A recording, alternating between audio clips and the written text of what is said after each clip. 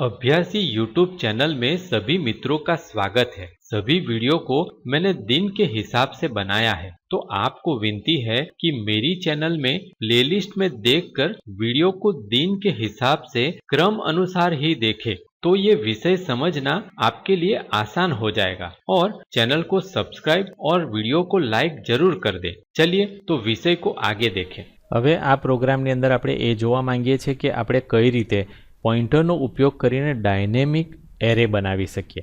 જેમ આપણે અગાઉ ચર્ચા કરી ગયા છે કે એરેની અંદર શું થાય છે, તો કે એરેની અંદર આપણે કોઈ એક ફિક્સ એલિમેન્ટ આપીએ છીએ અને જો આપણે ફિક્સ એલિમેન્ટ આપીએ તો પછી શું થાય, તો કે એની અંદર આપણે એટલા જ કેરેક્ટર છે કે એટલા જ એલિમેન્ટ છે આપણે સ્ટોર કરી શકીએ। જો આપણે 5નો એરે બનાવ્યો હોય તો આપણે 5 જ વેલ્યુ સ્ટોર કરી શકીએ, એનાથી વધારે સ્ટોર નથી કરી શકતા, એ આપણે જોઈ ગયા। પણ જો આપણે એવો એરે બનાવવો હોય કે એની અંદર આપણે ગમે તેટલી વેલ્યુ સ્ટોર કરી શકીએ તો આપણે કઈ રીતે બનાવી શકીએ એ જોવા માટે આપણે એક પ્રોગ્રામ જોઈએ।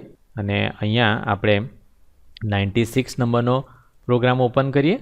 96 નંબરના પ્રોગ્રામની અંદર એ ડાયનેમિક એરે માટે છે। હવે ડાયનેમિક એરે આપણે બનાવી શકીએ પોઇન્ટર અને મેલોકનો ઉપયોગ કરીને।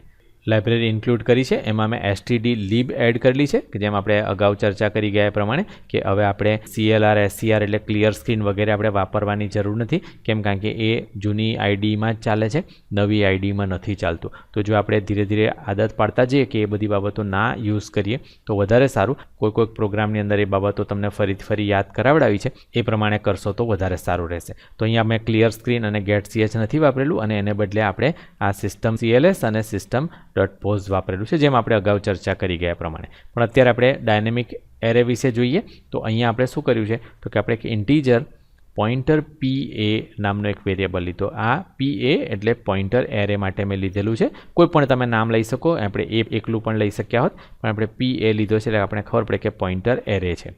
એટલે એક પોઇન્ટર વેરિયેબલ આપણે ડિક્લેર કર્યો, ત્યાર પછી આપણે n અને i બે સાદા વેરિયેબલ ડિક્લેર કર્યા। ત્યાર પછી આપણે લખ્યું કે હાઉ મેની ઇન્ટીજર એમ કરી અને આપણે સ્કેનએફ કરીને n ની અંદર સ્ટોર કર્યું। ધારો કે આપણે n ની અંદર 5 એન્ટર કરીએ છીએ, એટલા એલિમેન્ટ અહીંયા બુક કરવામાં આવશે કે PA ઇક્વલ ટુ ઇન્ટની અંદર આપણે કાસ્ટિંગ કરીશું। મેલોક છે એ બતાવે છે કે memory allocate size of int. હવે જેમ આપણે અગાઉ ચર્ચા કરી ગયા પ્રમાણે નોર્મલ વિન્ડોઝ કોમ્પ્યુટરની અંદર ઇન્ટીજર વેરિયેબલની સાઇઝ હોય છે 2 બાઇટ, અહીંયા 2 આવશે કે સાઇઝ ઓફ 2 into n એટલે આપણે જો n અહીંયા 5 નાખ્યો હોય તો 2 into 5 એટલે કે ટોટલ 10 મેમરી લોકેશન અહીંયા એલોકેટ કરવામાં આવશે આ PA નામના વેરિયેબલની અંદર, અને એ ઇન્ટીજર પોઇન્ટર હશે એવું આપણે આ કાસ્ટિંગ કરીને બતાવ્યું। જો તમને કાસ્ટિંગ વગેરે ના ખબર હોય તો તમે મારો અગાઉના વિડીયો જોઈ લેશો તો તમને ખ્યાલ આવશે કે આ કાસ્ટિંગ વગેરે શું છે। હવે જો આ બધા વિડીયો તમે ના જોયા હોય તો તમે જોઈ લો, કારણ કે હું તમને ફરી યાદ કરાવડાવું છું કે તમે મારા વિડીયો ક્રમ અનુસાર જ જુઓ। તો જો ક્રમ અનુસાર જો તમે મારા વિડીયો જોશો તો તમને બધી બાબતો આસાનીથી સમજ પડશે, પણ જો તમે વચ્ચેથી વિડીયો જોશો તો તમને બધી બાબતો નહીં સમજ પડે। એટલે જો તમે અગાઉના વિડીયો બધા ક્રમ અનુસાર ના જોયા હોય તો તમે ક્રમ અનુસાર વિડીયો જુઓ, એ હું તમને ફરી પાછું યાદ કરાવી દઉં છું।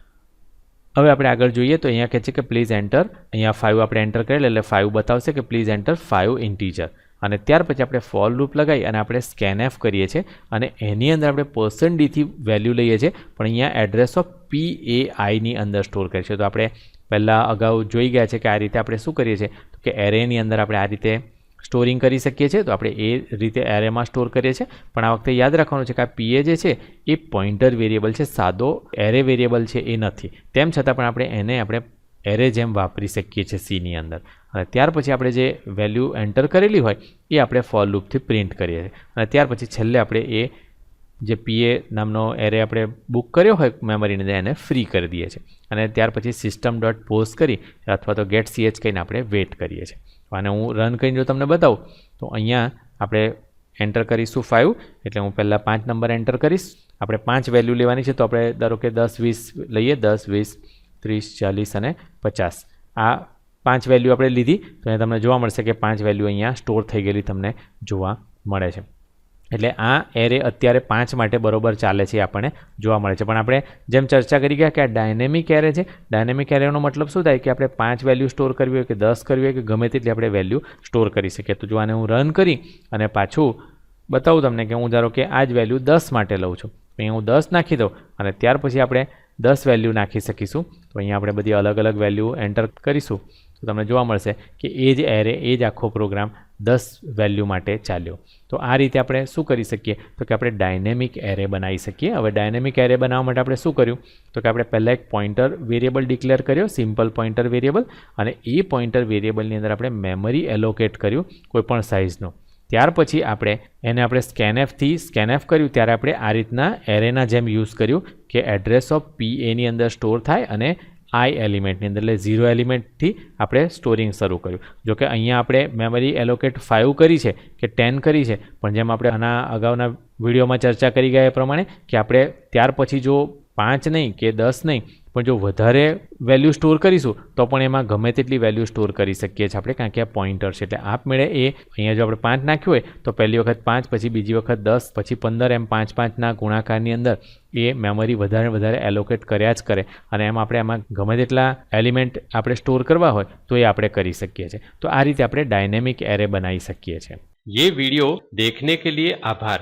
अगर आप कंप्यूटर के एकदम नए और एडवांस टॉपिक पर वीडियो देखना चाहते हैं तो ये वीडियो को लाइक करके चैनल को सब्सक्राइब कर लें. चैनल आगे बढ़ेगी तभी हम नए मुफ्त वीडियो अपलोड कर सकेंगे. आशा है कि आप लाइक, शेयर और सब्सक्राइब जरूर करेंगे. अगर आप ये वीडियो में इस्तेमाल होने वाली PDF फाइल व्हाट्सएप पर खरीदना चाहते हैं तो ये लिंक को देखें.